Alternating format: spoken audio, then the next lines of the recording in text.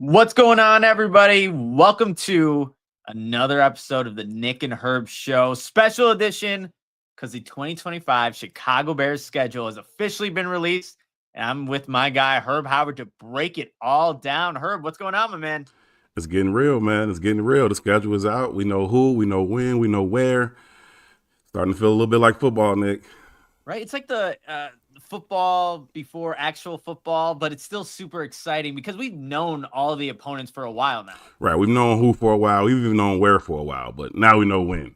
Now we know what, and that's such a big, it is a big thing though. It like, even though we, like you said, we had our opponents, we knew where they were playing, but now we know when. I don't know. For me, when I'm going for, and we'll do early predictions, way too early predictions at the Way end of too the early show, predictions, but we're going to do it. but it, for whatever reason, you look at it, you're like, man, I can't stack 3 wins in a row. Can I? You got to put a loss somewhere in here, right? That's just how it naturally happens. Yeah, I think, hope springs eternal at this time of year. So you look at your schedule, you look at your roster, you look at all the moves you made in the offseason, you feel good about it, and you say, oh, we can beat them. And then you look at it like, wait, that's 3-4 wins in a row. I have to be tweaking. Let me go back and do this again.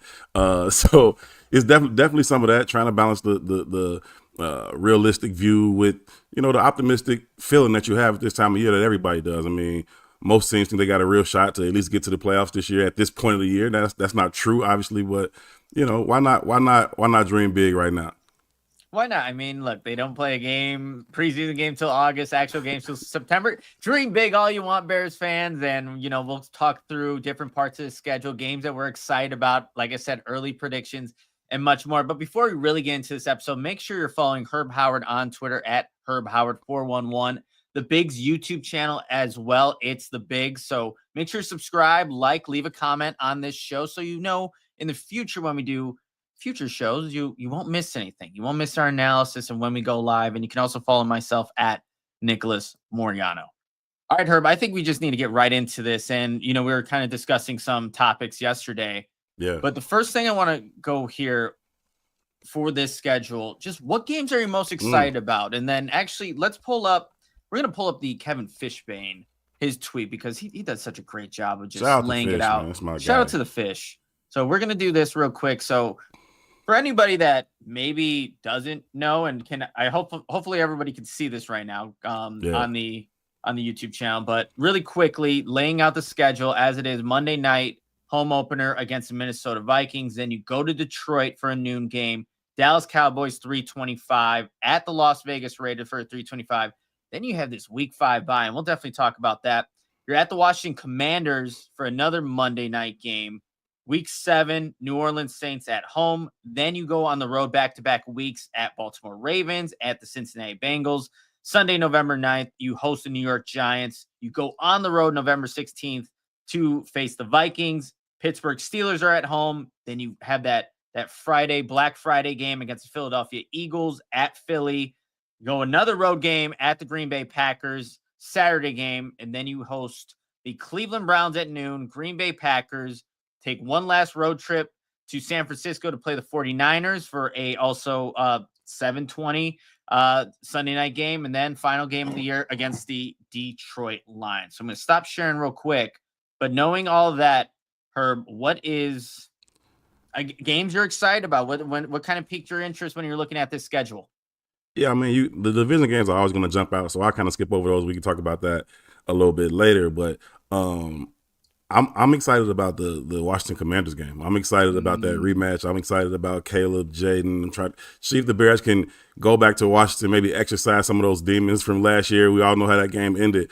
But I'm excited to see that one, man. I'm also just generally, what do you think about the amount of primetime games they got? I mean, they got Friday games, Saturday games, they got 2 Monday night games. Like the nation is interested, apparently, or at least the networks think the nation is interested in the Chicago Bears this year.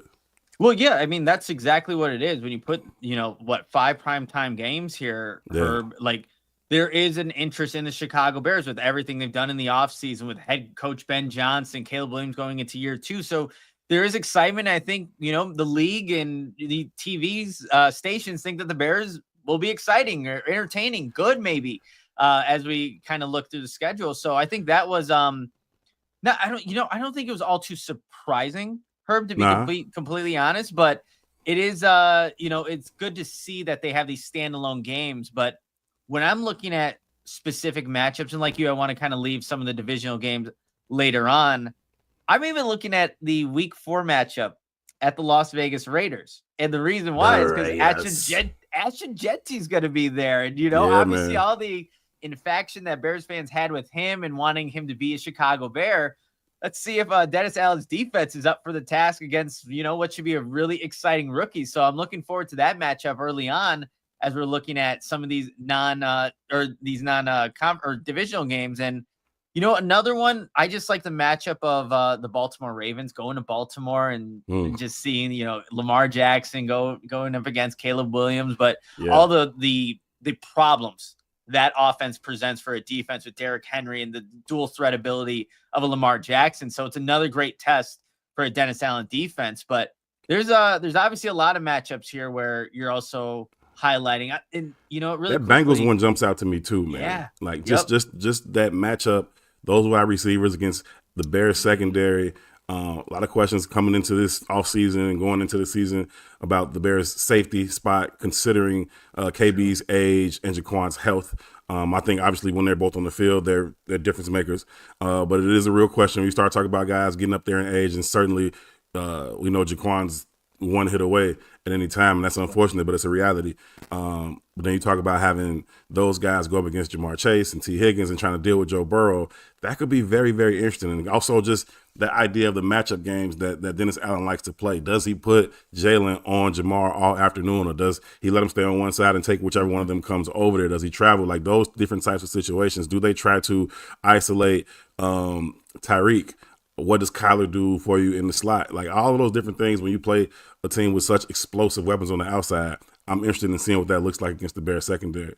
I mean, that's going to keep Dennis Allen, that defensive staff, up all throughout the entire week leading up to that matchup. That's going to be a great, X and O's, how you're going to game plan for all those guys. Sunday, November 23rd, Pittsburgh Steelers, Herb.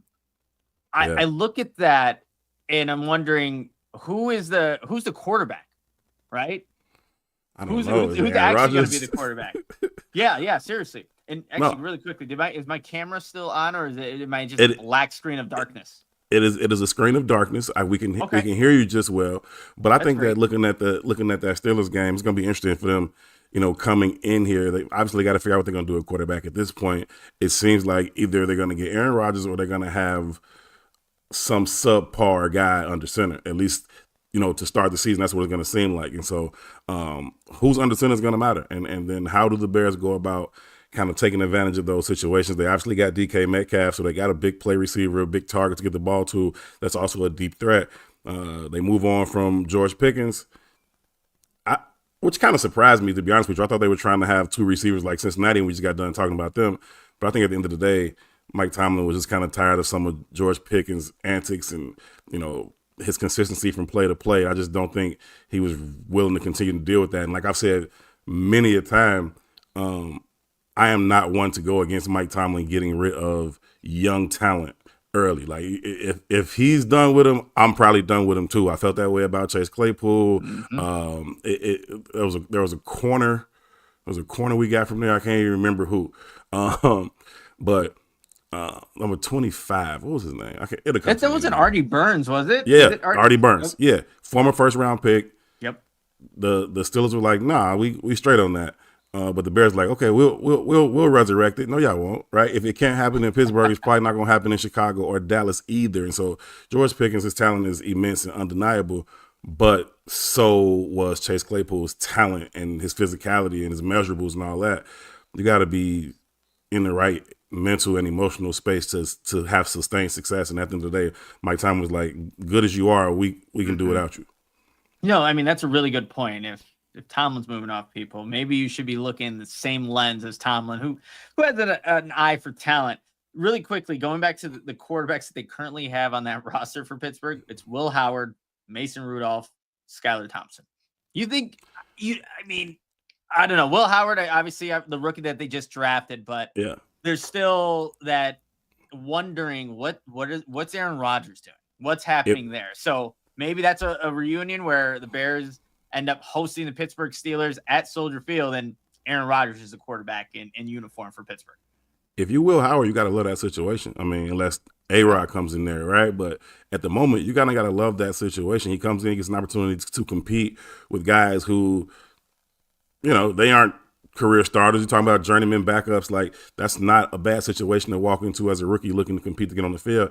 And I really like Will Howard's game. I think he's big, he's strong in the pocket, he can make all the throws.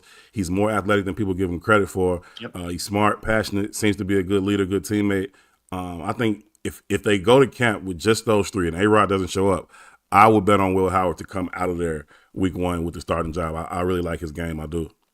I just liked the passion that he had when there were like videos circling on draft night where Pittsburgh, come get me, and they go get him. So looking forward to seeing how that kind of transpires in his young NFL career. But again, a lot of matchups that we're looking forward to seeing here. Honestly, like I want to see how they do back at San Francisco too. They got their asses whooped. Like it wasn't a game. They didn't even go. And I think it was who was it? Jonathan Owens celebrating an interception was the most like half-assed, like, let's go celebrate this interception, even though we're getting destroyed. Nobody wants to actually do this celebration in the end zone, but we're going to do it anyway because we have nothing else to really celebrate at this point. So even a matchup like that is going to be something I'm really looking forward to. So again, a lot of matchups. I want to give a shout out to just the Bears fans, man, just the whole Bears nation. Yeah. I think talk about them having 5 primetime games. That's as much about the Bears fans as it is about the expectations of this particular roster. The fans always do their part for the Bears. They travel well, they show up on the road, but they certainly tune in. And so the networks know how big the market is for the Chicago Bears. They know they're going to get people tuned into the games. And now if you can bring the added element of the Bears doing their part and actually being an exciting football team that other people want to see, it's a no-brainer for most networks to say, yeah, we want the Bears on national television as much as possible. The market is huge. The fan base is passionate. They're going to watch. They're going to show up. Now, can the Bears hold up their end and make it a worthwhile game for people to actually watch who aren't Bears fans, right, that you can put across the nation? I think that's the expectation that that people have with the Bears right now, that they're going to do their part. The fans always do their part for the Bears. Consistency from the fans. That's why we love you guys. You guys are always going to show up regardless. And if the Bears can just be on the winning end of some of those 1-score losses that they had last year, if they have that luck, I think was it Minnesota that had this crazy luck with 1-score games. Yeah, the Bears are going to be all right. And we were at a lot of those, Herb, last season where it was a block field goal, a Hail Mary, something crazy at the or decision making. Not calling a timeout at Thanksgiving, like these crazy situations. So if the Bears can learn from that, I think they'll be all right here, Herb. Let's get into the second kind of talking point for the show here.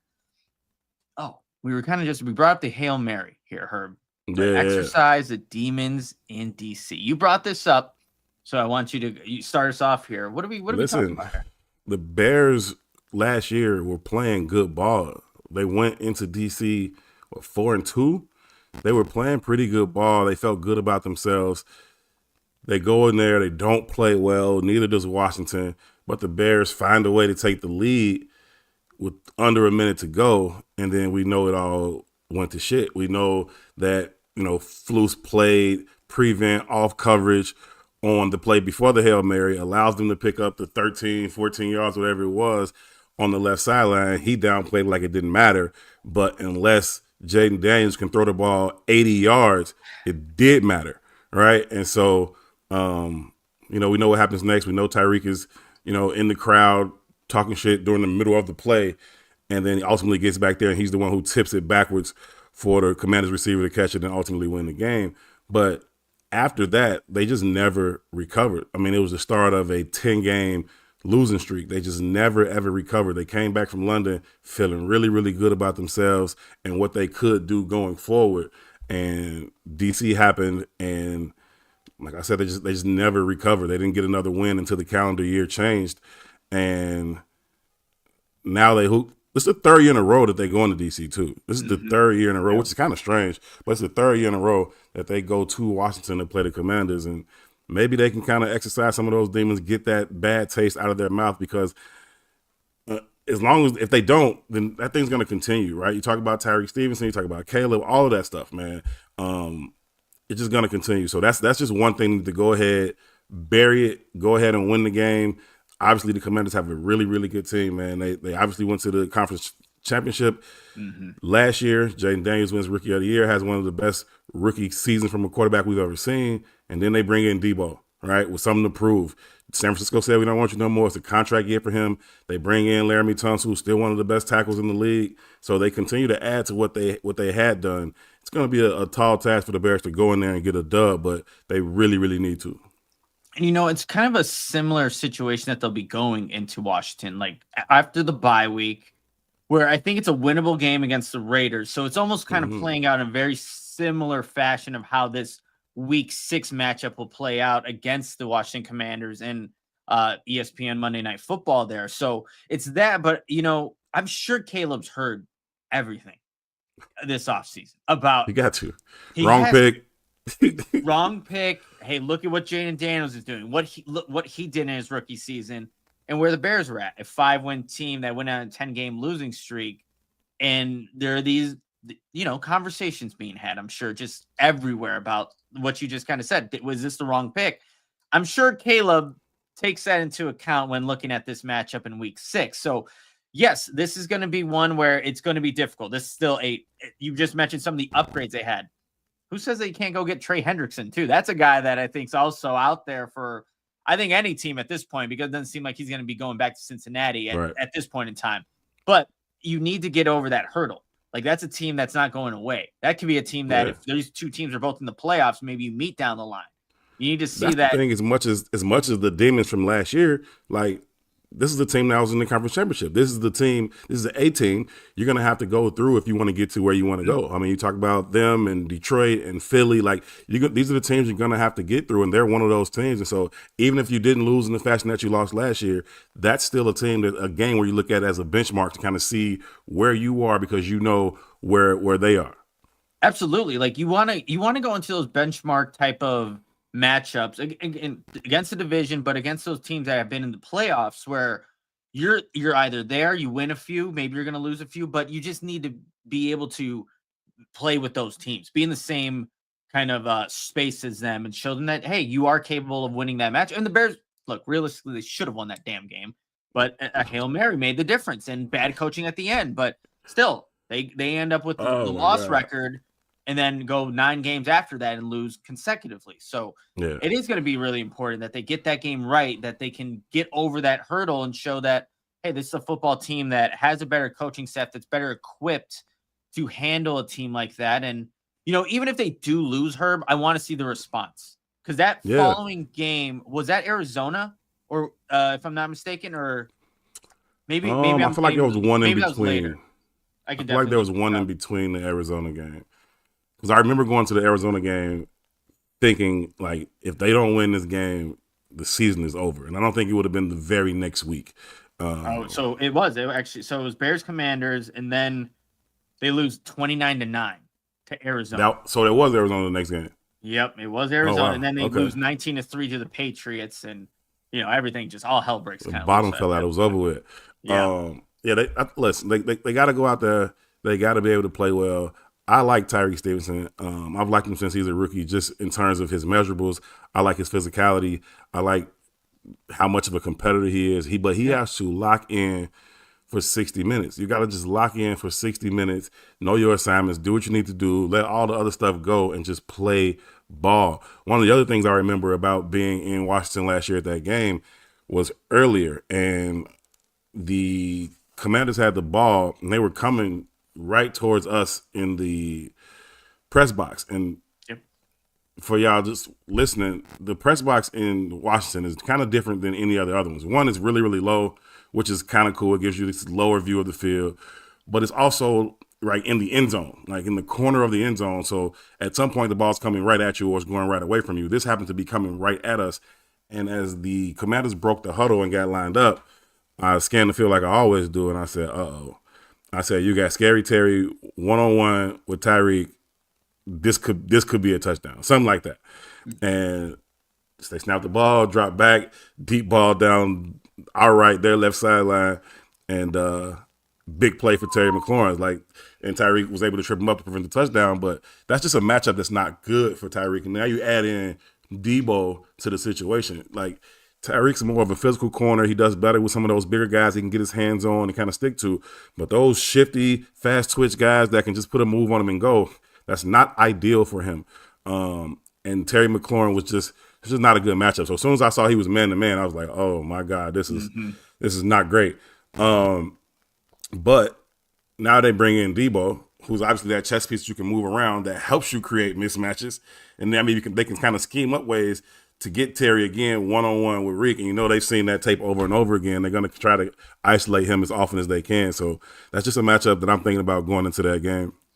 No, I mean, it's a great matchup. And maybe with the chess piece of Dennis Allen, like that's, hey, Jalen, you're on Scary Terry, man. Like that's your assignment for this week. And let's see how that changes up things. And even like the ability for these guys to play more physical at the line of scrimmage, maybe that helps disrupt that timing, and that 60-yard pass down the left sideline doesn't happen. Maybe it doesn't happen, but it's going to be fascinating to watch week 6, that matchup, exercise the demons in DC, and we'll see if the Bears can, come out on top.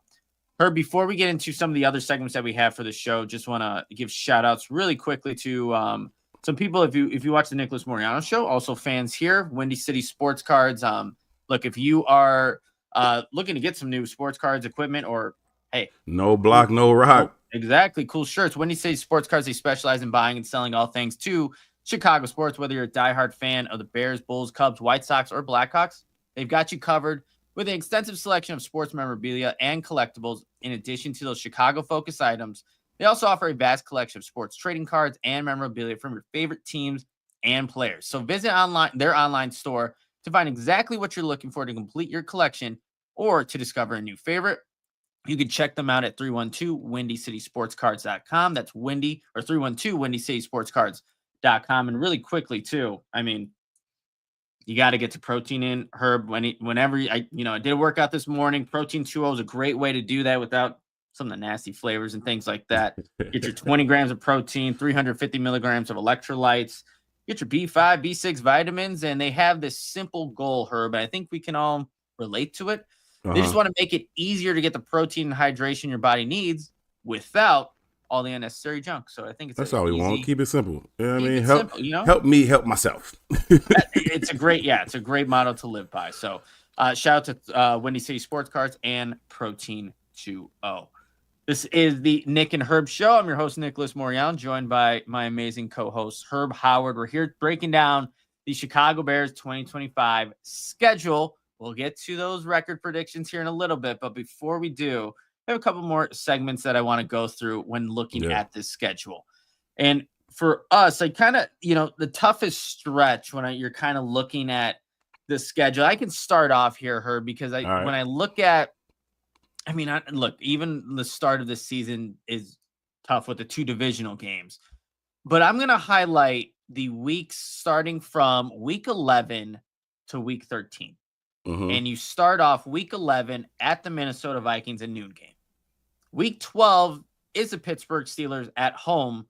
And then week 13 at the Philadelphia Eagles for that Black Friday game.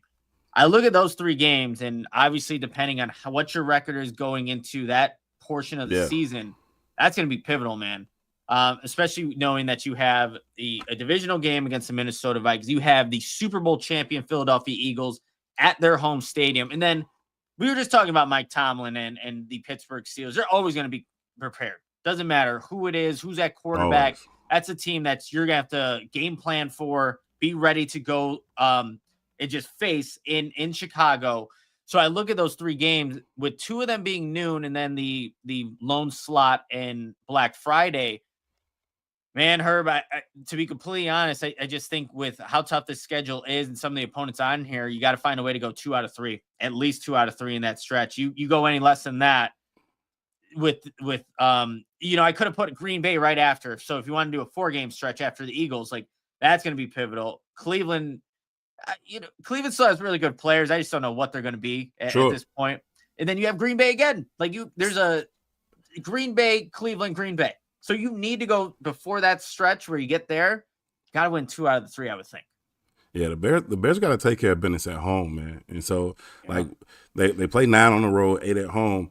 But when they're at home, they got to take care of business. So when the Giants come in, when the Cowboys come in, you got to be able to stack wins there because some of these road games get tough. You go into Philly, you go into Baltimore, of course you're going to Green Bay, but you're doing those things in this tough stretch where you got the Steelers, the Eagles, Packers, Browns, and then Packers again. That's a gauntlet. That's 4 out of 5 where the Bears might not be favored depending on how they look early on in the season. And so that's a really, really tough stretch. And I think you got to be able to build yourself a little bit of cushion as much as you can early. I look at the schedule in the beginning and I say, well, could the Bears come out of there 3-1? Like, could they have Monday night? They're at home, kicking off the season. They got the Vikings. They go to Minnesota. Obviously, that's going to be they go to Detroit. Obviously, that's going to be a big game with Coach Johnson going back to Detroit. Then they get the Cowboys coming to Chicago, and they go to Vegas. Can you win 3 out of 4 there to get yourself off to a good start? We say, okay, now we're 3-1. We take a little bit of a break. We kind of self-scout, maybe heal up if we need to. The bye, so earlier bye than I would prefer. I think most people would prefer having a later bye, but it is where it is. But if you can enter it, you're sitting there at 3-1, then that gives you a little bit of cushion coming out, and then you go to DC to exercise these demons. Go down to New Orleans comes in. Like, can you take care of business at home against the New Orleans, the Giants, the Cowboys?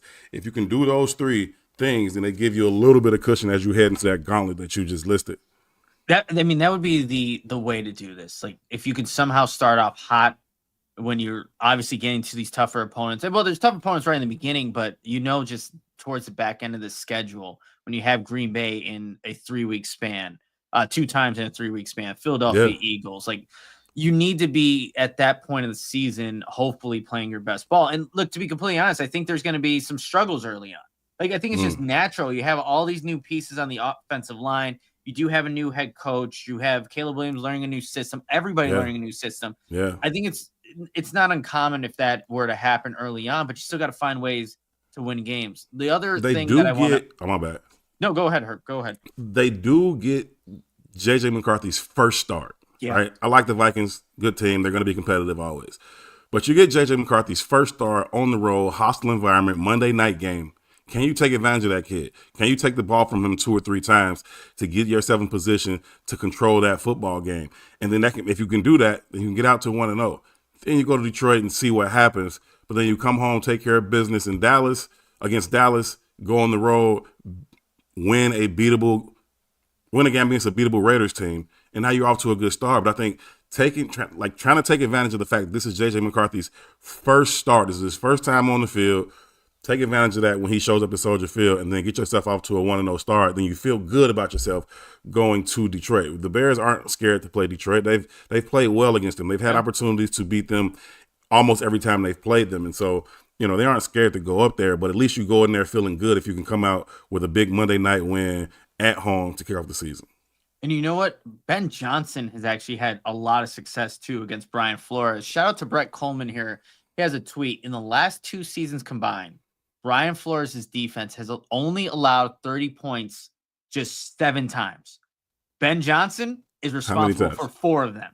Woo. 4 of those 30-point games, Herb. So I don't know if this is a hot take or not, but I love how the Bears start the season. Week 1, Monday Night Football against the Minnesota Vikings. For one, what you were just saying about J.J. McCarthy. This is going to be his first true start in the NFL. He has to go against a Dennis Allen type of defense.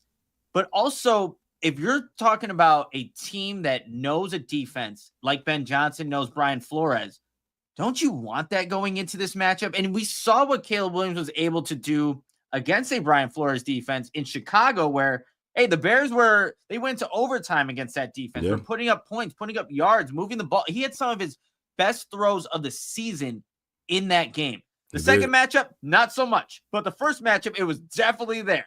But week 1 at Soldier Field for Monday Night Football, you give me Ben Johnson, who knows how to game plan for Brian Flores. I love that, man. And knowing that he's had success against that defense, bring it. Let's go. Week 1, start off right. It'll also be the first time we get to see what Coach Allen wants to do. How is he going to deploy specifically Jalen Johnson? You got Justin Jefferson coming in here. He's playing with a rookie quarterback. Can you put Jalen on him and say, hey, you deal with him and then I'll use these other 10 guys to confuse this guy making his first start in the National Football League, and that should be enough for us to take advantage of him, make some plays, control this game. I think I'm really, really interested to see if he allows right off the back, week 1, does Jalen get to go wherever Justin goes and then play defense off of that, because that would be really, really cool. I know that Jalen would welcome the challenge.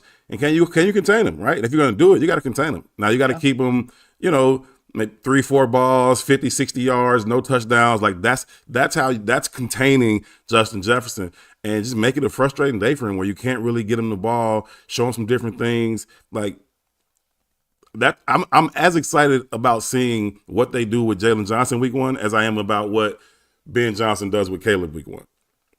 I could already envision us in the press box Monday Night Football, and we're like, yo, one is on 18 over there. Let's go. He's on the other side. I can already see They should get their own camera on TV. Like, they should get their own isolated camera on them two all night. Oh, that would be fantastic. I'm going back really quickly just to see what Justin Jefferson even did last year against the Bears. Nothing crazy. No, the overtime game in Chicago, 2 receptions, 5 targets, 27 yards. And then the Monday night game in Minnesota, 7 receptions, 14 targets, 73 yards, and a touchdown. So, yeah. I mean, for Justin Jefferson. Yeah, I take 73 yards all day. Yeah. You want to keep him out the end zone, of course, but you talk about 2 games and he basically gets 100 yards, maybe exactly 100 yards. That's containing Justin Jefferson. 2 games, 100 yards, 1 touchdown. That's absolutely containing Justin Jefferson. So I know it's a challenge that Jalen welcomes. I'm very, very interested to see what Coach Allen thinks and how he goes about deploying them. This is a good point from DJ. Jordan Addison killed us. Facts. That's right. Facts. If you contain one of the top receivers in the NFL, don't let the other guy go out and try to burn you for, 100 yards. Yeah. One thing I do before we get to some of our record predictions, Herb, one thing that I do want to be, as we're going to share our record predictions, but one thing I want everybody to think about as you're looking at the schedule, and again, be optimistic, be hopeful, be like, hey, how can the Bears not go 17-0? I get it. But right. I've started to think about when I'm like thinking of the record predictions, the schedule, what game are you going to put out? What games potentially are you going to put on the schedule? Like, and afterwards, after the game is done, you're saying, how did the Bears lose that one? Right? Like I think you got to factor that into like even every NFL team at this point in time, because there's just going to be those games where you look at the matchup, you look at the rosters that each of these teams have, and you're like, the Bears got this. But then they somehow lost to Arizona. They somehow lost to New England last year.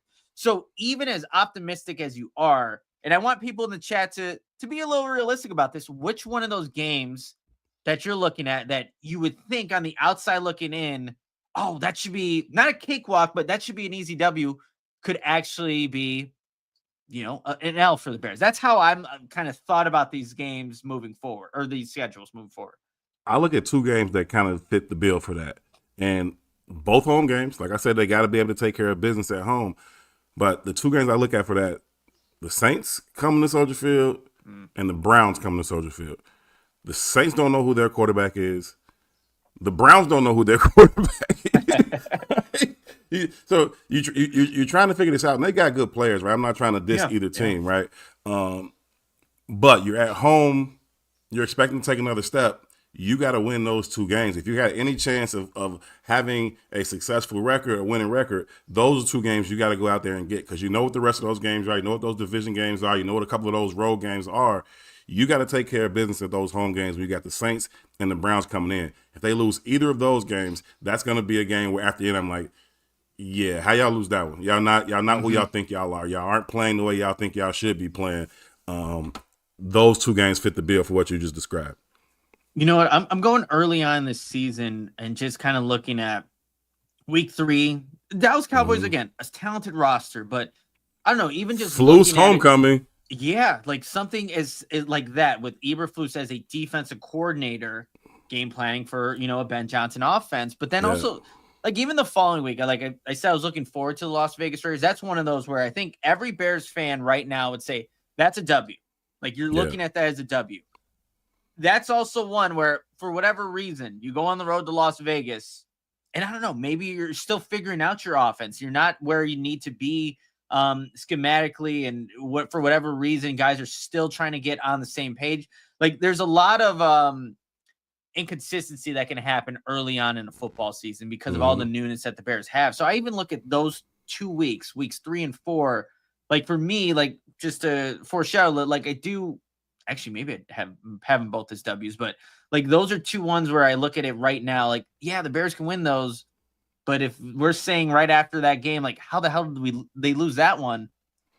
That could fit the bill for me as I'm looking at the schedule and just look like New York week 10. I'm sure that if we're like looking at that game, the Bears should have the advantage there. Yeah. Don't let that be one of those where you, for whatever reason, couldn't host the New York Giants and win a game there.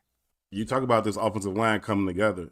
That D line is loaded. Like, it is filthy loaded. And then they go out and get the kid from Penn State, Abdul Carter. They already got Thibodeau what is his name? Kayvon Thibodeau, right? Yep. They got him. They got Big Burns. Dexter in the middle. They got Brian Burns. Like this. Hey, shoot, that's a problem. Hey, slow down. Like, we too tight all night, and like maybe bring in extra offensive linemen sometimes, because that defensive front is a problem. Now, that secondary may be a little bit vulnerable, but you can be vulnerable in the secondary if the quarterback only got 2.5 seconds to get the ball off. So I look at that team and I say, yes, that's the game that the Bears should win. They should be able to control what goes on in that game.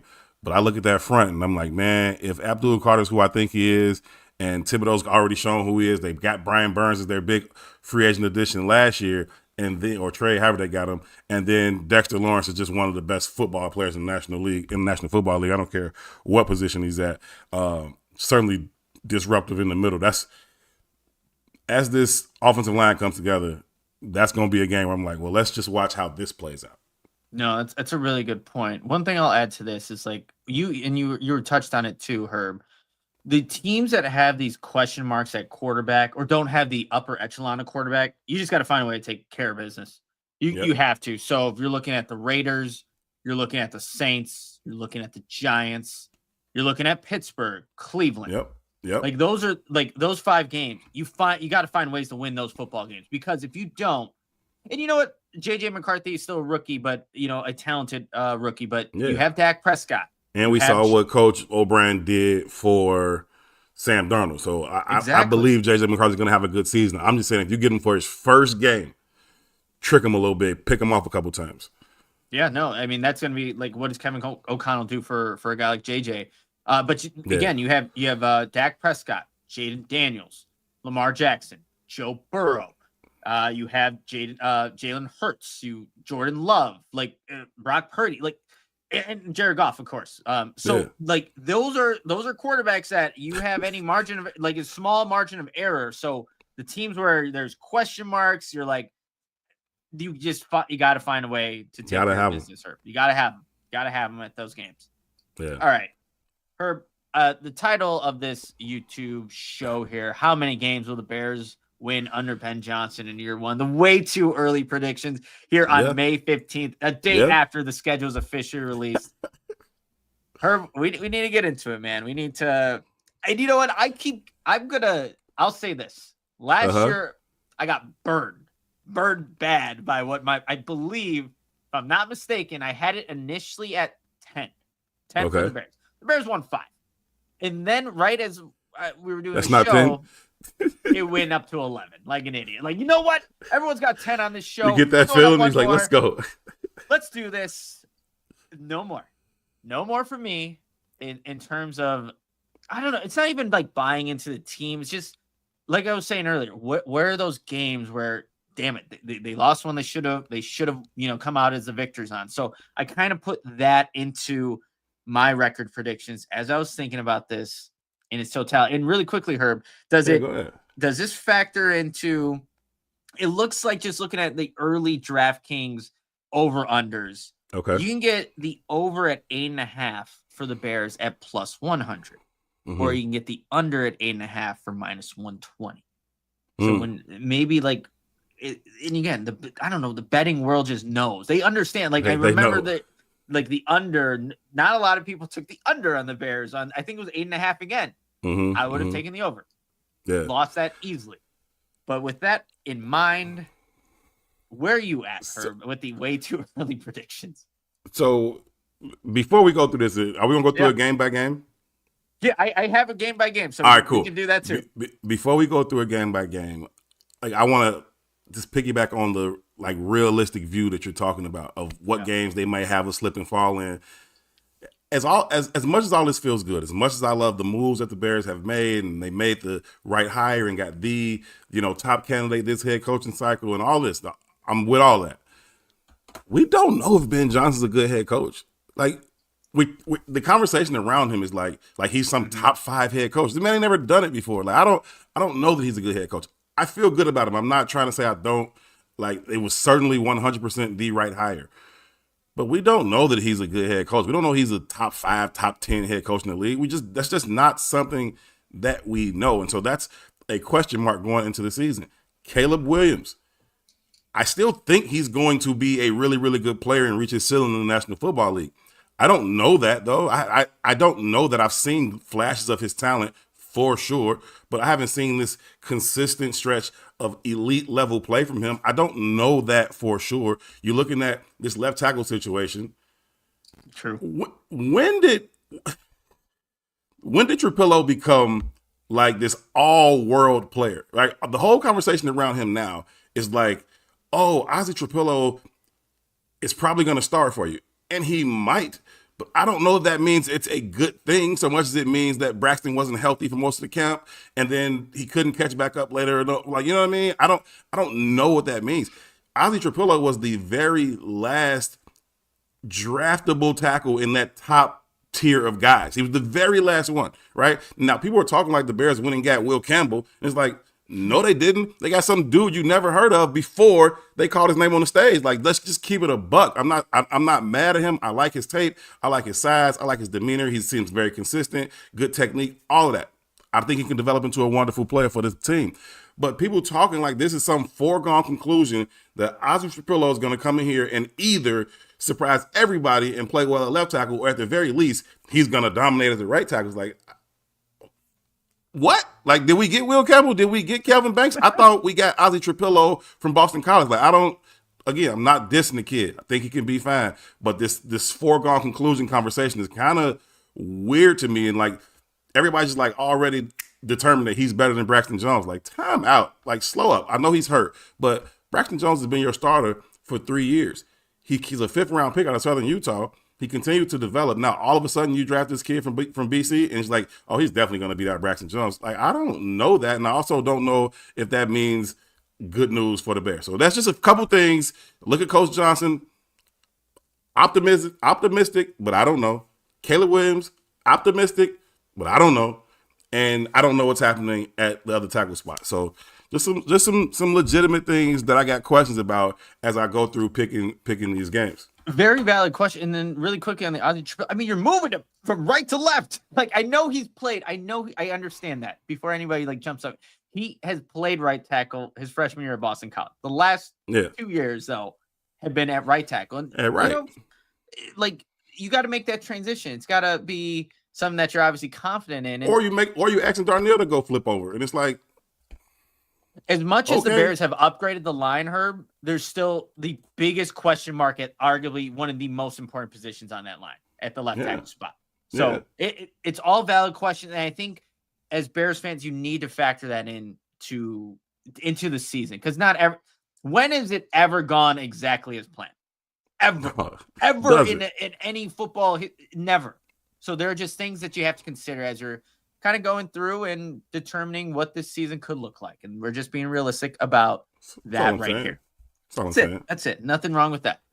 Week one.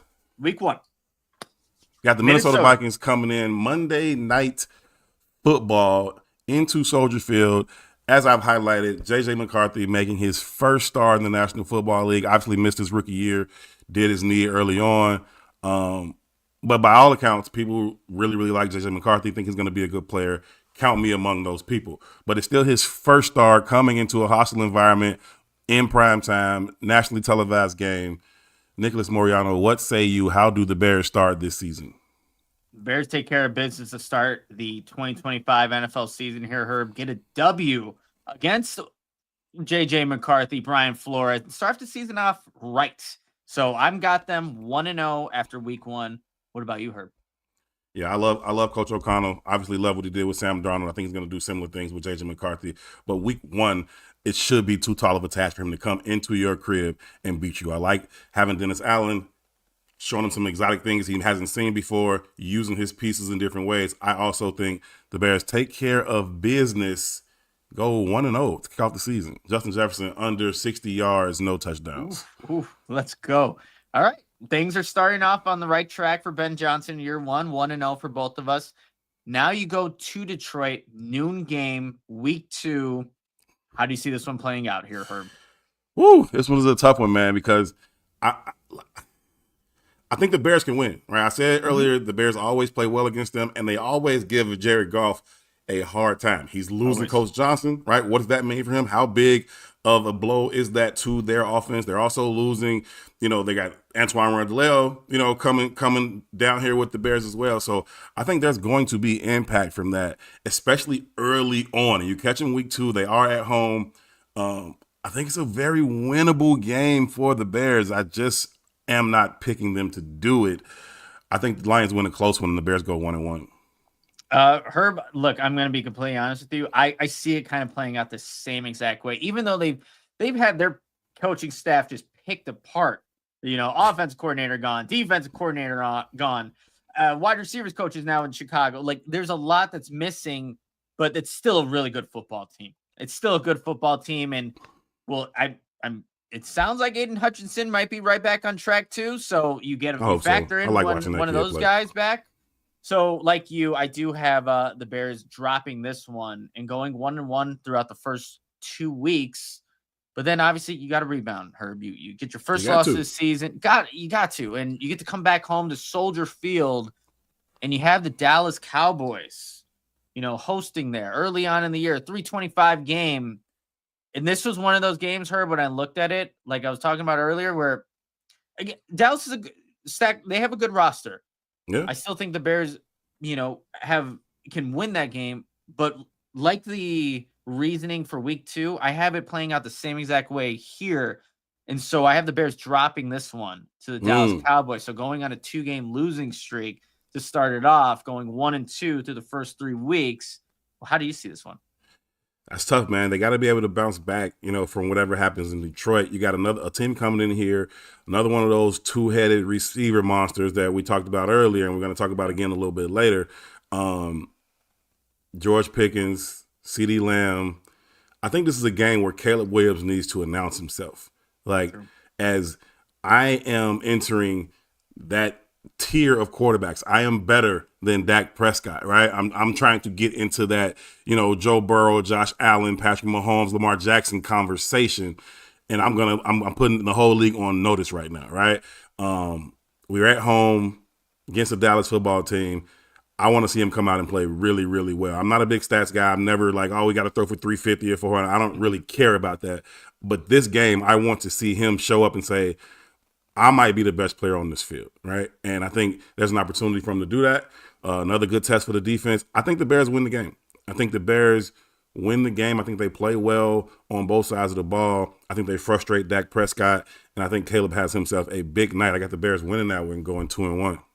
Okay, 2-1 for Herb Howard, 1-2 for myself. Let's go to week 4 at the Las Vegas Raiders. This is where I have that losing streak end for the Chicago Bears, finding a way to bounce back. Again, it's a roster that it's one of those teams that the quarterback is not at the level of some of the other quarterbacks and Geno Smith, even though he's put up some good numbers. But I still like the way that the Bears can win this game. I think the focal point going into that one, don't let Ashton Genty look like the greatest player on earth. So if you can do that, I think you'll be okay. So you're going to get tested. That defense, that revamped defensive line, the linebacking room.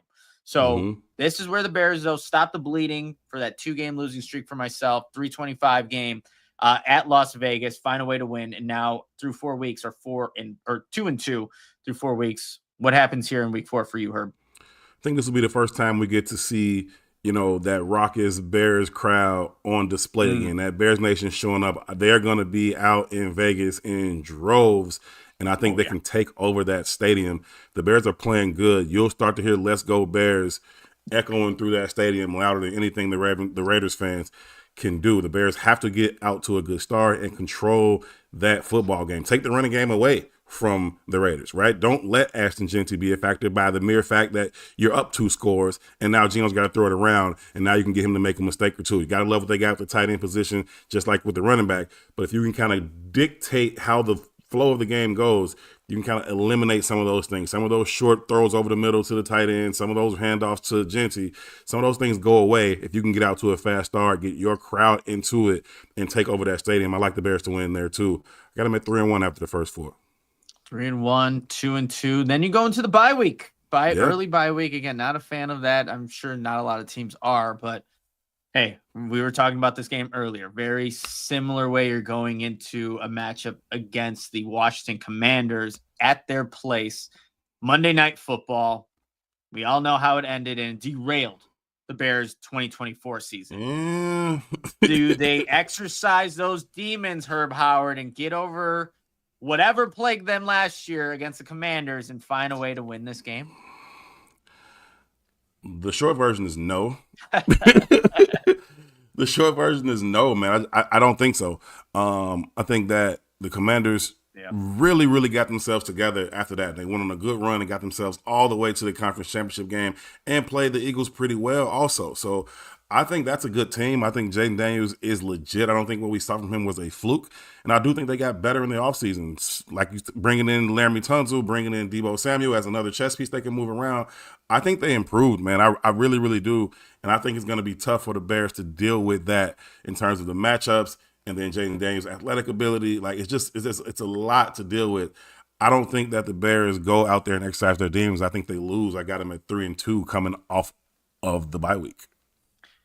Herb, honestly, like quick version for me too. I don't have them winning this game against the Washington Commanders. They have upgraded this team, and I think it was really important for them to retain Cliff Kingsbury for Jaden Daniels to keep that offense going in the way that it was, and having that again playoff experience. And you beat the Detroit Lions at their place. You did some really good things in that rookie season for Jaden Daniels, and I think he only gets better.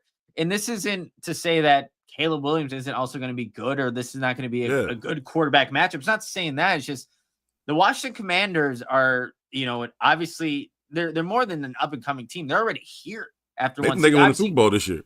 Yeah, they just needed to show what they showed in year 1 with that staff and with Jaden Daniels is you can repeat it, but I don't see why they wouldn't be able to, especially this early on in the season. So, like you, I have the Bears losing this game against the Washington Commanders, coming off the bye week. But you go back home, you host the New Orleans Saints in Week 7, noon. So one of those games we were talking about too. What happens here? Game. It's a get right game, man. You got to come back from Washington with the L, and you got to bounce back. Like we know what happened after they lost to Washington. They didn't win another game until the last second in Green Bay, right? You have to bounce back. This time, you go out there and you lose. You come home, you get the Saints. Who's under center for the Saints? Like all of that comes into play. You got to come home and get right. I like the Bears big against the Saints, and they win. I think they get the W and go to 4-2. Yeah, Herb. I look at that New Orleans Saints matchup, and just is it Tyler Shaw? They're going to be, the guy that they just drafted, older rookie, so experienced, but still a rookie, potentially under center against Dennis Allen, who's obviously going to have a lot of familiarity with the players on that roster. So maybe game planning, scheming, you have an advantage there. But I think regardless of like how it ends in Washington with, and we both have it being predicted as a loss, like they get right here against New Orleans. And again, get back on track. It's nothing too crazy to have them have the same results that they had last year after they lost to Washington. So you get right, beat the Saints. It doesn't happen 10 weeks later like it did in 2024. It happens right there the next week, and that shows the differences maybe in this coaching staff and like how you can rebound after a team like that. So we got them both winning against the New Orleans Saints, and then it gets bad. Gets bad right here. Ugly. You go face some AFC North opponents, and it starts with the Baltimore Ravens in Baltimore. Noon game, CBS. Yeah. What's going on here, Herb? Tough place to play, man. Tough place to play. Really good defense. Really like just tough environment, man. Just all of it comes together. You're dealing with Lamar Jackson on the offensive side of the ball. You're dealing with Roquan and all those guys on the other side of the ball. That's right. They just added to their defense again. They got that kid, the safety from Georgia. He's going to be back there with what's the kid from Notre Dame, the safety they got? Is it Hamilton? Yeah. Kyle Hamilton. Yeah, you got Marlon Humphrey out there. Like it's too much. It's too much. Ravens win that game. I got the Bears losing that one. I think that puts them at 4-3 for me. I see here in the chat Tyler Shaw's last name Shuck. Apologize, Tyler Shuck. I will know his name by the time we get to that matchup. Don't you worry about that. Baltimore Ravens, yeah. You factored in all of those the players, Harbaugh, tough environment. I think it could be a competitive matchup, no doubt, but I still just feel like that's a team where they're competing. They're trying to get Super Bowls, man, and they haven't gotten there. Obviously, they're exercising their own demons in the playoffs. Yeah, Lamar Jackson as well, but that's still going to be a good football team. And Derrick Henry's he just got a new contract, new money, 2 years, $30 million, $25 million guaranteed, still in great shape, still running hard, still got the home run speed, spends $250,000 a year on his body to make sure he's good. I think that dude's got at least those 2 more years left. He might get another 2-year deal after that one because I don't really see him slowing down. That dude was balling. And how do you deal with that, man? Like, how do you deal with Derrick Henry and then you got Lamar Jackson pulling it and going the other way? Like, that's just too much to deal with. It puts too much stress on your linebackers. It causes you to be a little bit undisciplined with your eyes at the safety position. That creates some big plays and opens up some things for them. You got Zay Flowers, you got big tight end. Like, it's a lot. I don't see the Bears handling it well. And it's just a different I think style of offense really too. I mean, when you have those two dual threats in the backfield that are obviously Lamar Jackson can take off for 60 on you, but Derrick Henry can also run through you for 60, and you need to make sure that defensive line can keep the linebackers clean, because if not, I don't like Derrick Henry. I don't think I like Derrick Henry reaching the second level on untouched on anybody. But we're going there with an L against the Baltimore Ravens. And like I said, we have some AFC North matchups. Week 9 at the Cincinnati Bengals. Another noon game for the Bears. Here, I mean, as much offensive firepower that the Cincinnati Bengals have, I still don't know defensively if they're going to be any good. That's been the Achilles heel for that team. If you don't have Trey Hendrickson, you have Shamar Stewart not even signing his rookie contract at this point. I'm sure that'll get done eventually, so it's not that big of a worry. But defensively, I still don't think that they're a team that is still going to be the problem in Cincinnati. They can put 30, but you need to be able to stop some people from time to time, so Joe Burrow has a chance with that team. I think this is a game where Caleb Williams may have to do that to match what Joe Burrow's doing on the opposite side. But I see that happening in this matchup. So the Bears end up getting a victory against the Bengals on the road. And again, you take that one, you take a loss, you find a way to win the next week. That's kind of becoming a theme so far through the first 9 weeks. But Cincinnati week 9, Herb, what's happening? Back-to-back road games, man. I agree with you on what it would take for the Bears to win. It will have to be a shootout. Caleb Williams will have to go toe-to-toe with Joe Burrow. DJ, Rome, those guys have to go toe-to-toe with Jamar Chase and T. Higgins. I think that's the type of game it will be. If I was the Bengals, man, I would have been just loading up on defense. I think they did spend like 5 picks or something like that on defense, but they figuring out that defense is going to be a problem for them. But figuring out that Bengals offense is going to be a problem for the Bears too. The matchups they can create, whatever you do with Jalen, you still got T. You're still talking about Joe Burrow. I think ultimately in their place, they win a shootout over the Bears, maybe 31-28, something like that. And I got the Bears losing their second one in a row on the road in the AFC North. I think that drops them to 4-4 for me. All right, here we go. I think this is going to be one. I mean, you got them 4-4 too now, right? Yeah. So we are neck and neck here at the same exact. I wonder where we're going to end up here, Herb. But that's why we're doing this game by game. Week 10, New York Giants are at Soldier Field, and we talked about some of the playmakers they have on the defensive side of the ball. Is it Russell Wilson at this point? Is it Jackson Dart? Well, who's going to be starting? You have Malik Neighbors coming to Chicago. So what is he going to do against a guy like Jalen Johnson or Tyreek Stevenson, or he gets lined up in the slot against Kyler Gordon? Who knows? Yeah. Regardless, I feel like the Bears can win this game. And again, it's one of those quarterback matchups where you got to find a way. If it's Russell Wilson still at this point, well, maybe he's playing some good ball by week. Yeah. What? This would be week 10. 10. Still, he's not Joe Burrow. He's not Lamar Jackson. He's not Jared Goff, those guys. So find a way to win this one, contain that pass rush for the New York Giants, and I think you win this football game. So I have the Bears winning this one against the New York Giants in week 10. Another get right game. You lost 2 in a row on the road. In my prediction, you got to come back home and you got to get yourself right. I do think it'll be a tough game. I think Malik Neighbors, Shorty, is a problem. Like he's a legitimate problem. Who's gonna throw in the ball? You know what I mean? How's that going at that point? You don't know. So that's where the Bears got to be able to take advantage. That defense has to play really, really well. They are the ones who have to carry this particular game because, as we said earlier, that defensive front for the Giants, that keeps you up at night, man. That's a nightmare to deal with. They got more guys than they can line up. So they're going to be fresh. They're going to be constantly rotating and bring guys running off the field. This is going to be a low-scoring game.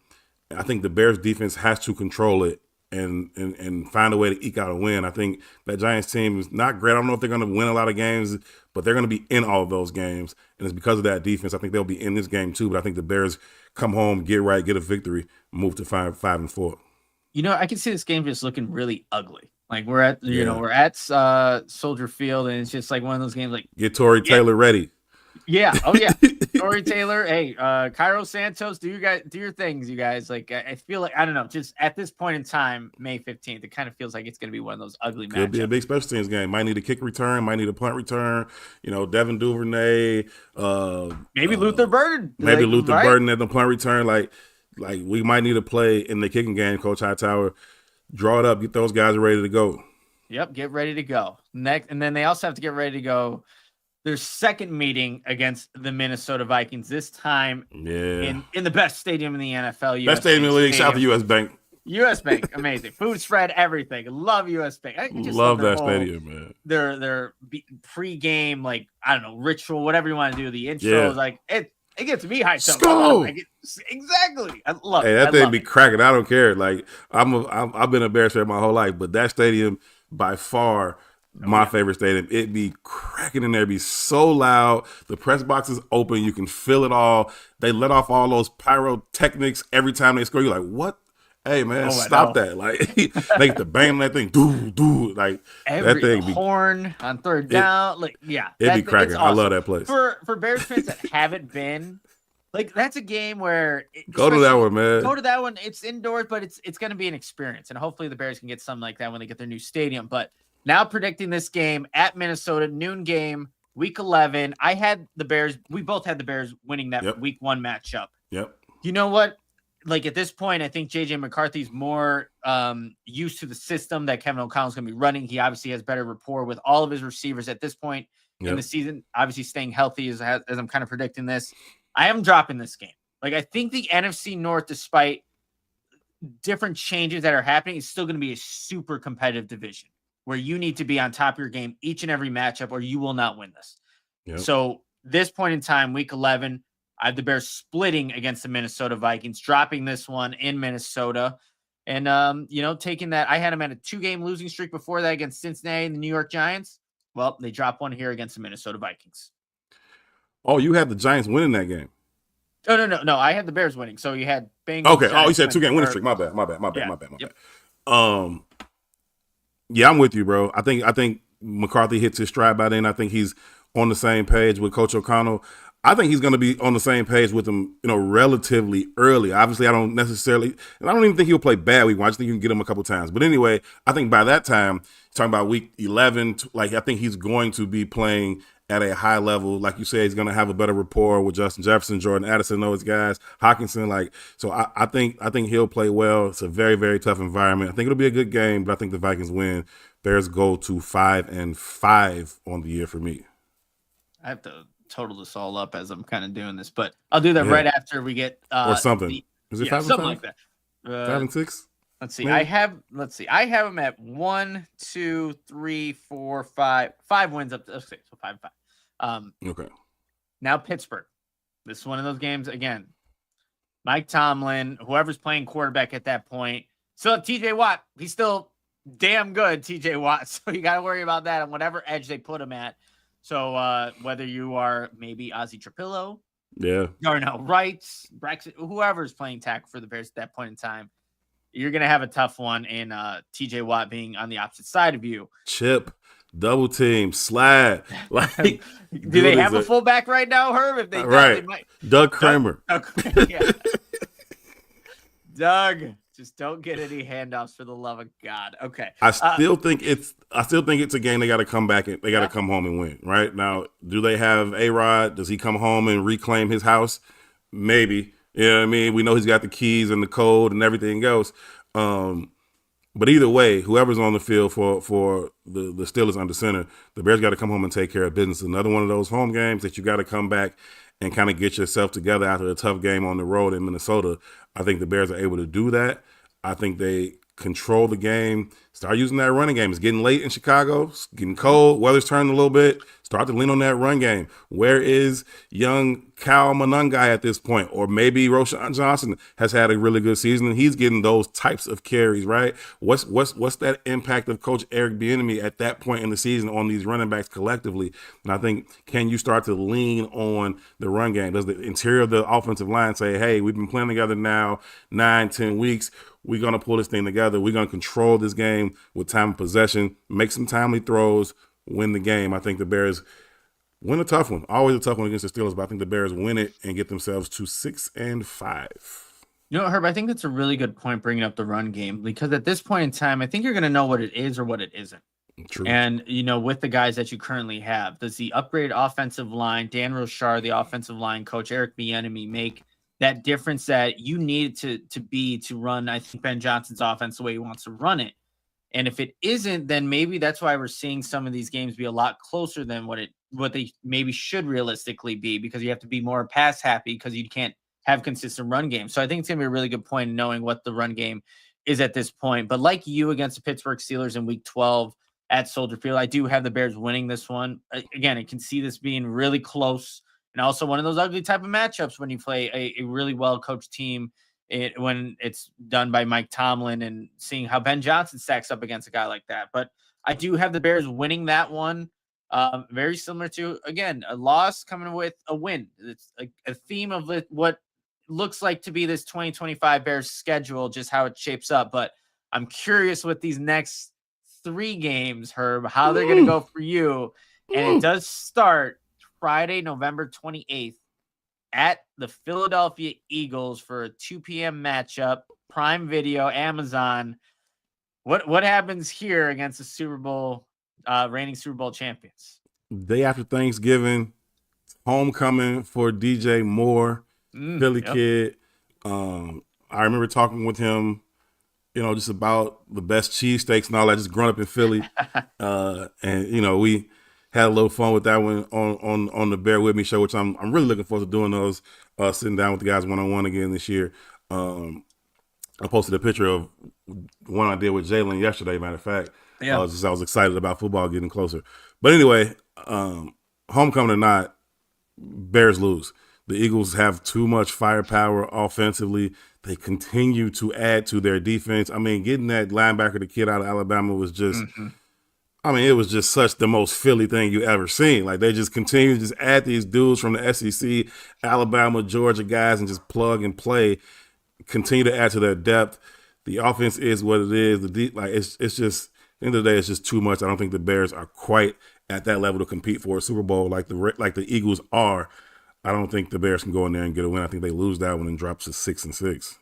That's a game too where, that game's going to be won or lost in the trenches. And we know which team has consistently had the best offensive and defensive lines in the NFL as of late. It's been the Philadelphia Eagles. And yes, the Bears have upgraded offensively and defensively, but still a really tall task to go into Philadelphia. That place is going to be lot. so rowdy after It's asking a lot. Thanksgiving. Just people looking forward to this matchup, and the Bears are there. The last couple of games against Philadelphia have obviously not gone in the Bears' favor, but hopefully this one is a little closer than those. I, like you, have them dropping this one against the Philadelphia Eagles, and obviously need to find a way to get right next week against your arch rival, the Green Bay Packers, in Green Bay on Sunday, December 7th, a noon game there. And Herb, I'm telling you, man, this is where I think Bears fans are going to be losing their minds, because that's just a tough stretch. The tough stretch of two tough opponents too. And it's the first time you're seeing the Green Bay Packers here. Look, Matt LaFleur, there's something going on with Ben Johnson. Oh, Matt yeah. LaFleur, and I love it. I'm all for it. I'm here for it. And I can already see, because I have the Green Bay Packers winning this one. Mm-hmm. I can see Matt LaFleur saying something. Maybe something, something, and he should. And he should. He should. So I'm looking forward to the post game handshake. Like, you know what I mean? Like, just what is that like? I don't think it's gonna be like this, like angry type thing, but just like this. Yeah, what's up? Yeah, I got you. I'm just happy that the rivalry is back on, at least for 2 games, just for this year. Like I had been done calling it a rivalry because it was too one-sided to be called such. But then the Bears go to Lambeau and get a dub to close out the season. They bring in a new coach, a little fiery, cool. Now for 2 games, the rivalry is back on, because even if they split, even if Green Bay wins this one, the Bears got an opportunity to win the second one at home, and as long as we're splitting, we can win the rivalry. Or if the Bears are winning 2, then you can keep the rivalry going. But if the Packers win 2, the rivalry is back off. But I'm so glad that it's back on right now. That being said, I do think, coming back from a loss on the road, each time they've came back from a loss on the road, I said, okay, you got to get right in this game. This ain't a get right game. This ain't coming home to play the Saints. This ain't coming home to play the Browns. This is going back on the road to Lambeau to play the Packers. I don't think that the Bears can get that done. The Packers added some more speed. They get the kid out of Texas, Golden. Yep. Yeah, they get Matt Golden out of Texas. He's got the 4.2, 4.3 speed.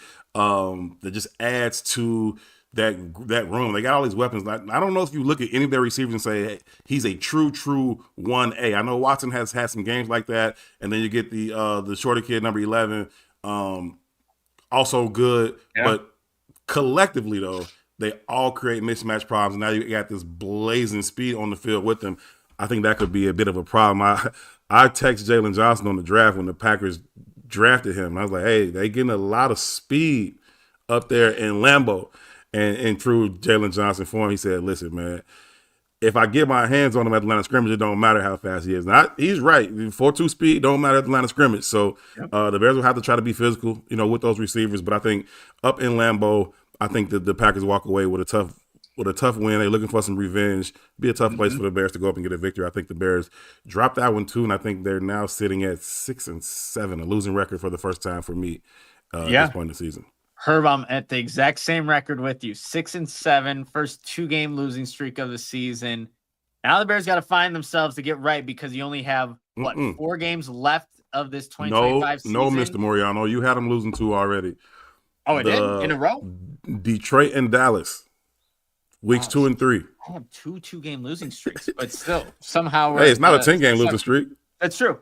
We rebounded. Thank you for checking me, making sure I see it right here too. And I don't know how I missed that, but second 2-game losing streak for myself. And now you have the Cleveland Browns.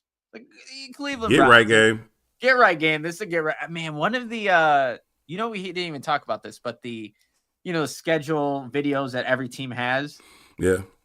I want to say it was maybe the New York Giants. They're playing the Browns and making fun of them like the Brown Dookies or something like that. And I just started dying. Also, going off a quick tangent before we get to Cleveland Browns here. What did you make of the Bears video? I think is it based off of New Girl? It's a show that I haven't watched. So when I was watching it, I'm like, I don't know. It wasn't my favorite. It just, I don't know. But I feel like they tried to do something. I don't know the show, so I didn't even know they were trying to make a parody of a show. But I was just like, I don't like I watched this whole thing and I don't know who they're playing. Like, you know what I mean? It's like y'all didn't reveal the schedule for real. It's just like y'all walked around breaking people's phones. Like, okay, And you that break doesn't my get rid of phone. emails. I Breaking a phone I doesn't still got get a rid of computer. Like, emails. that's not changing anything. Like, they tried. They got everybody involved, Peanut and Double A Yeah. and everybody else, and that's cool. I thought the little kid part was cool, shaking Caleb and Rome down for as much as he could get. Yeah. But I was like, yeah, Yeah, it was underwhelming. Underwhelming. It was underwhelming. And the Bears have done some really good ones. I like their PR, their social media department, and all that. They usually do a really, really good job. But I wasn't rocking with it. It Crystal wasn't wasn't for rocking with me. it And either. maybe if we watched the show, maybe it would have like connected a Yeah, little bit more. But that it is what it is. Cleveland Browns, Sunday, December 14th, noon game at Soldier Field. Bears are getting a W. Forget that 2-game losing streak that we both had them going on. They get right here. They take care of a team that still has an influx at the quarterback position, but also you find a way to 19 quarterbacks. 19 quarterbacks, and I don't know if any of them are good. But you also just got to make sure Myles Garrett doesn't completely destroy this game. And if the Bears can figure that out, I think it'll be just fine. But the Bears get a W here, week 15 against the Cleveland Browns. Yeah, I agree with you, man. You got to just keep, two people on Myles Garrett at all times, whether you get him, help from the inside with Tooney or Jackson, or you get him help from the outside with the tight end and running back, like never one-on-one with either of our tackles. And that's no diss. It's just how good that kid is. Yep. That man child that is like, there's, kid over there. That dude is different. So yeah, you deal with him. If I were them, man, I know they traded back and I know they feel good about the haul that they got and what they could do with that potentially. But for me, the answer was right in their face. You go put Abdul Carter across from Myles Garrett and you wreck quarterbacks. That's just it. Like, that's what I would have done if I was them. They chose to trade back, get what they can get from whoever moved up to go get Jaguars, whatever. right? Yeah, the Jaguars moved up from 5 to 2 so they can go and get Travis. But to me, it because they had Myles Garrett, it just made too much sense to just have those two bookends and set, and let's just roll the ball out there and let's go. But they didn't choose to do that, and good for Caleb Williams. I think the Bears come home and get right again, even up their record at 7-7 as they get a dub over the Browns. Man, Herb, the way this is shaking out, I think we're going to be maybe exact same here, but let's see. This could be the turning point, but it's Green Bay again. Saturday game, December 20th, this time at Soldier Field. They just lost to the Green Bay Packers 2 weeks before that. Yeah. What happens here? I think this is how you keep a rivalry going. You get them twice in 3 weeks. They get you at their crib. A couple weeks later, they're down at your crib. You had to look at them. If you coach Allen, you understand what you want to get them to do and not do coming into Soldier Field. I think the Bears take care of business. I think the Bears get their lick back and even out the series with the Packers for this season. I think the Bears go ahead and get another hard-fought win and move their record to 8-7. Look, the Bears were a blocked field goal away of sweeping the Packers last year and getting that victory against the Packers at Soldier Field. Like you, I do see them rebounding and getting things right. And again, both those games are going to be super competitive. I don't see a blowout in either way happening, regardless of how it shapes out. So I do think it's going to be super competitive between both these teams, but I do feel like the Bears can stack up right against the Green Bay Packers.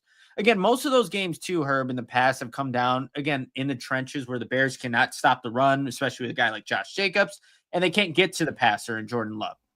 The Bears have made some modifications on both lines that we'll see too. Another thing about we want to see what the running game is. I like how you put that. Modifications. Like we don't know if they're huge upgrades. Obviously, I love bringing in Grady Jarrett. I think he certainly is an upgrade and helps your rotation in the interior, just in your ability to try to deal with the run. But we don't know what Dayo Odangbo is for sure. We don't know how quickly Shamar Turner is going to develop into the player the Bears hope he is. We don't know how big of a step Austin Booker has taken or will take, coming into this season, although I do like his trajectory. I like the fact that he's basically had a redshirt season last year. I mean, people talked about he came out a year early. If he came out this year, he could have been a second, maybe even a first-round pick. The Bears chose to spend – essentially, they spent this year's fourth on him last year, and then he had a redshirt year to develop. If you're going to have a developmental guy, would you rather him do that at Kansas or already in Chicago? He got to do that already in Chicago. I think he will take a step forward. But again, those are all just projections, and I don't know for sure. So I just like the way they made some modifications. I don't know if they're upgrades or not, but they made some modifications Like that word. We'll see. We'll see how much those modifications make a difference in the pass rush. Hopefully, it's better because you can't have Montez Sweat have the season he had last year, and No, then he's those got to be healthy. He's got to modifications bounce not back make. too. He has to bounce back for this pass rush to be where it should be. But we have him beating Green Bay Packers, and now at San Francisco, it's a Sunday night game. Another payback game, another Demons game. Yeah, because it was not competitive whatsoever. I think George Kittle had close to 200 yards in the middle of the first field. half. They could not stop George Kittle. Unbelievable. Like, I don't know how you have a game plan that doesn't involve stopping arguably their top pass catcher, even though Deebo Samuel was obviously there, but it didn't work out. So it just needs to be far, far better. And you know what, Herb? This San Francisco's a good team, even without Deebo Samuel. They have a great coach in Kyle Shanahan. It's still a team that you can't overlook, especially if Christian McCaffrey's healthy. And that's the thing. They didn't have him healthy all last year. And so they're playing without one of their best. Christian McCaffrey didn't play in the game that the Bears lost them and were blown out. So this is one of those games, prime time. Bears, I'm not going to say they don't show up, but they don't win this game against the San Francisco 49ers in their place. Still a team that's one of those other teams that you're probably going to see if you're in the playoffs. You're probably going to see them don't get it right there, and they didn't get it right earlier in the year against the Washington Commanders. I don't know what that says about the Bears, but those are the upper echelon teams that in this way too early prediction show, I don't have them winning. Yeah, to me, it just says go prove it, right? Prove it. Look us in the face and tell us we're wrong. I hope to be wrong. They can go 17-0. That'd be phenomenal, right? But calling it how I see it, I don't think they go out there and get a win. Like, I saw them beat the hell out of y'all last year, and y'all weren't even competitive. So I don't know that team has changed that much because they lost Debo, or this team has changed that much because they got Coach Johnson. Like, that's a huge gap that y'all left out there on the field, and y'all going back to their place. If it was here, maybe I'd say, something different, or at least think it'll be, a little bit closer. But that game, they got a lot to overcome from what happened out there last year. That thing was terrible. Terrible, terrible, terrible. If we're wrong and y'all are better, go prove it. But I think the Bears lose that game. It may be something that to factor in. Obviously, they had Thomas Brown at the time. Was it Eric Washington calling plays for the deep? Like, right? Like, those defensive. It was a mess. It was a mess. It was a mess, no doubt. Which is a really awful mess that it's kind of hard to project the win right now at this point. But we'll see. Maybe we'll revisit this like after the halfway point, like, oh, what are they going to do the rest of the season, knowing what the staff is or isn't at that point. But we don't have it happening here for a win for the Bears. So that leaves week 18. And this can be a Saturday. What are they, 8-8? 8-8, Herb. 8-8 after 16? We're both at 8-8. Now it's the Detroit Lions, a full circle moment for Ben Johnson as he gets to host his old team at Soldier Field. And maybe 9 wins is what exactly you need to get into the playoffs. Maybe the NFC's too competitive. Who knows at this point? But last game of the season, Herb. What are we doing here? Listen, I think that the NFC North is going to be extremely competitive. I look at this situation and I say, maybe all 4 teams go 3-3 in the division. Like that could be possible. So far, that's what we got with the Vikings. So far, that's what we predicted with the Packers. 1-1 for both of those series. I think the Bears even out this one as well. I think Ben Johnson gets his leg back from week 2, and I think by week 18, the Bears have obviously established their identity. They know who they are. It should be a game with something on the line for them. Maybe they're already eliminated. Maybe they're still trying to fight and hope some things happen, whatever it may be. But because I think the NFC North kind of beats up on each other this year, I think 9 games could have you right there in the mix. So I think the Bears play well. I think at this point they've hit their stride on both sides of the ball. If they're healthy, Detroit's a dome team. Not that they can't play out in the elements, but they're a dome team. Coming to Chicago in January, and I think the Bears do just enough to get a win. I think the Bears finish the season at 9-8. Herb, I love the point that you made there. Like this, not that the Lions can't play outdoors, but it is week 18. This is either going to be January 3rd or January 4th where this game is officially placed. And we'll know that later on in the season. But at that point in time, too, I think you should know exactly what this offense is good at in year 1 under Ben Johnson. You know what Dennis Allen likes to do. You've learned from that early matchup in week 2 at the Detroit Lions that we both had them losing. And like you, I had the Bears going or hosting the Detroit Lions, winning that football game, going above 500 and finishing 9-8. And that would, if we were looking at the DraftKings bet props over 8.5, that's what, we would take the over. We would obviously win that bet. And to be completely honest, Herb, I almost had him at, like, when I was doing this exercise, getting prepared for the show, like, I had him at 10. I had him at 8.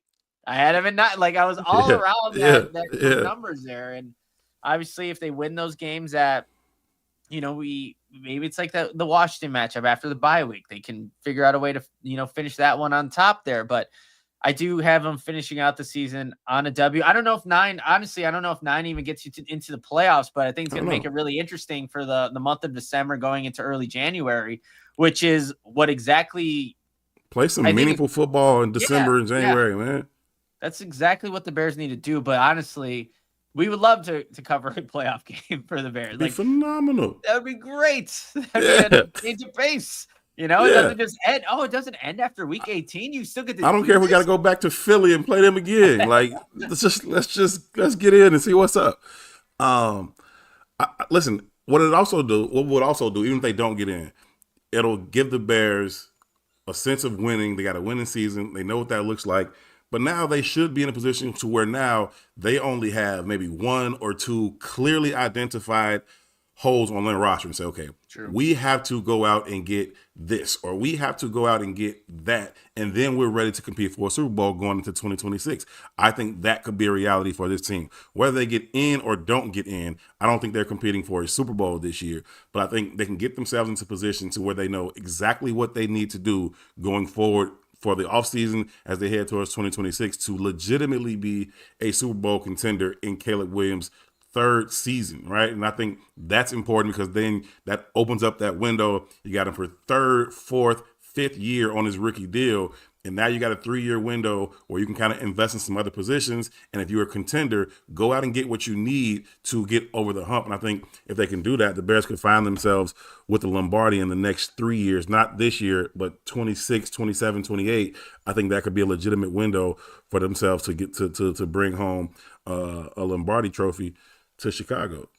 I think for that to happen, they also just need to understand who Caleb Williams is as a quarterback. And if we see this season end up without the playoffs, but you see even like the sack numbers from 68 to just drastically lower, understanding that he's getting rid of the football better, having a better line in front of him as well is going to help those numbers. But being a point guard, man, be a point guard and distribute to all these pass catchers that you have in this upcoming season with Ben Johnson in year 1. Like, that's going to be huge.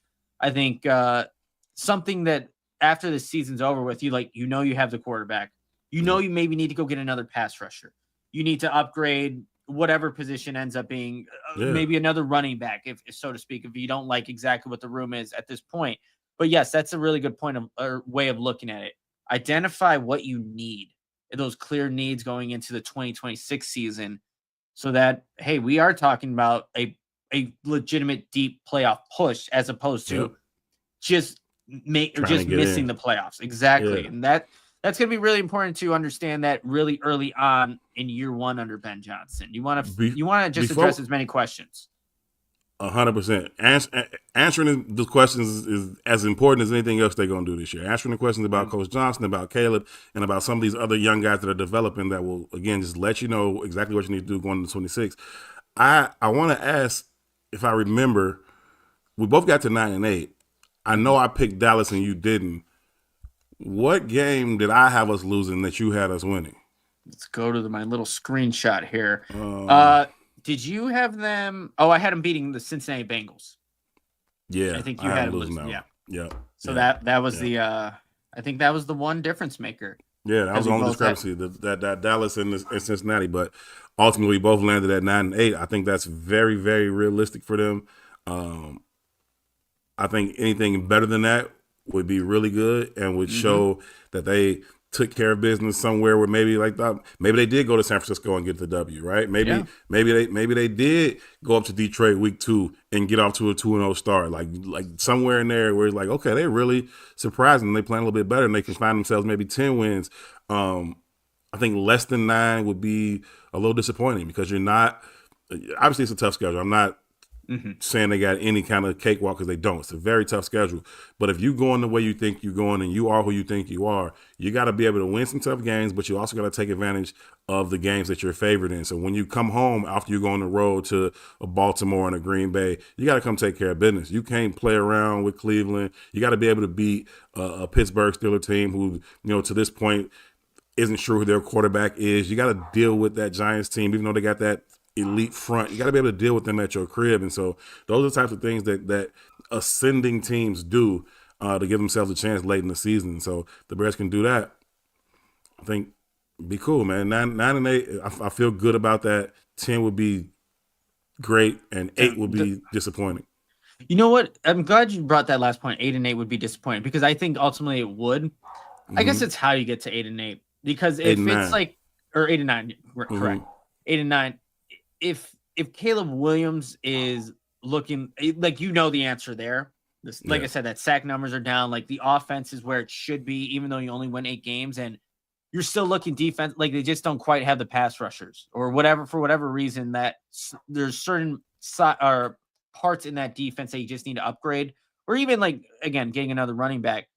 Like I can find a way where 8-8 is not a disaster. I don't think it would be labeled a disaster. You obviously won 3 more games in the first season with Caleb Williams, but if Caleb and that offense are showing just really good signs, especially second half of the season, and they're going to be the reason why they win more games in 2026, I think you can find ways to feel obviously optimistic about it when you add those upgrades. But like you, 8-8, although it is a three games better than 2024, you're not in the playoffs with 8-8. Like I can almost guarantee that, even though nothing has obviously been played. But if you get around 9, there could be a shot in it.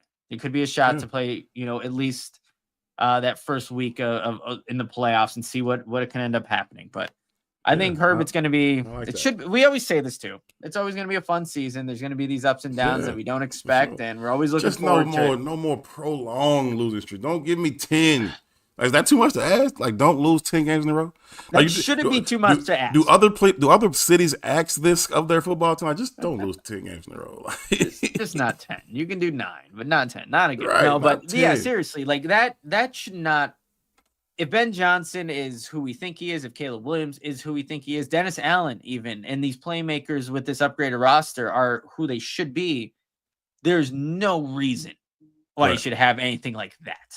And even like 3 seems almost excessive, given that there are opportunities within some of these tough, parts of the schedule where like, okay, you can get it right there. And like we did that a lot in our record predictions. Like, oh, here come the New York Giants, here come the Cleveland Browns, here come the Las Vegas Raiders. So there are opportunities to prevent those prolonged losing streaks from happening. But we'll have to see what this team is or isn't in the 2025 season, and it's going to be definitely something that is, I think, going to early on be a little bit of a roller coaster ride. But given the upgrades, the coaching staff that I think we both like here and what they can do for this team, I think they should be prepared to at least handle some of those tough parts throughout the schedule in a way better way than we saw in the previous regime.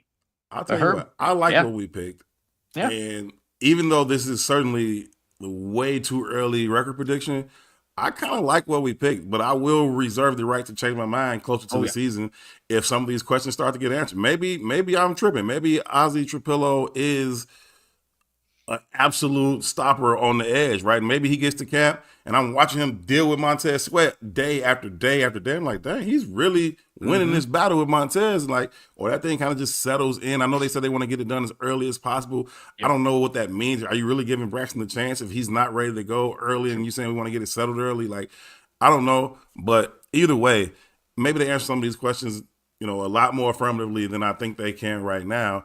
And then maybe I find a way to give them the 10. I don't know. But I feel good about the 9-8 right now. We got a super chat from Crystal. Of course, it is from Crystal. Thank you so very, very much. Says, been missing y'all. Looking forward to a great season. Love you guys. Keep up the great work. We love you too, Crystal. Thank you so very, very much. We appreciate you for the $5 super chat and just for tuning in and always rocking with us. We appreciate that so very much. Fun show, Herb. Almost over an hour, 34 minutes. I just saw it, 34 seconds there. Very just perfect timing there. But hey, it's the football before the actual football, so we had to come in here and do a in-depth episode on our record predictions. So for anybody who's gonna be catching us later, check it out, man. We go in depth with every single one of these games, talks through some other segments about games that we're just excited about, exercising those demons against the Washington Commanders, and then obviously ending the show here with the record prediction. But that's the kind of analysis content that you're going to get here at the Bigs YouTube channel from Herb and I. We love doing this, love talking ball, and we'll make sure to keep obviously doing this and growing this channel. So before everybody heads out, make sure if you haven't already, like this YouTube video, leave a comment with your Bears predictions. Let's see all these Bears predictions. Yeah, I want to see what y'all say, because y'all gonna be holding us to what we say. Yeah. We want to be able to hold y'all to something too. We're going to go into the comments after, when the season's over, like, hey, you were right there with us, or who knows how it plays out. So leave your record predictions in the comments. We'll circle back to these after, well, maybe it's later than January 3rd or 4th if the Bears are playing in the postseason. But and we'll give y'all a chance to change. Yeah. Chris said she had the same thing at 9-8. We'll give y'all a chance to change right before the season when we get our official prediction on record. But right now, like if you start today, I would be like 9-8. I feel like I'm gonna still feel that way when September rolls around. 10-7. I see you, Eric. Hey, we'll see. We'll see how it all plays out. But hey, that's Herb Howard. Follow him at Twitter at Herb Howard 411. You can follow myself at Nicholas Moreano. Make sure to subscribe to the Bigs YouTube channel. It's the Bigs. You'll see them. Hit that notification button so anytime we go live, you'll know about it. But that's going to do it, everybody. Everyone, have a great rest of your Thursday. Appreciate you for hanging out with us live in this, hour-plus long show, breaking down the 2025 Bears schedule. Early crowd. You got up early with us. Love it, you guys. Hey, Bears fans are excited. We were too, so we had to come on here, talk some football. But everybody, hang out. Have a great rest of your day, and we'll see you next time.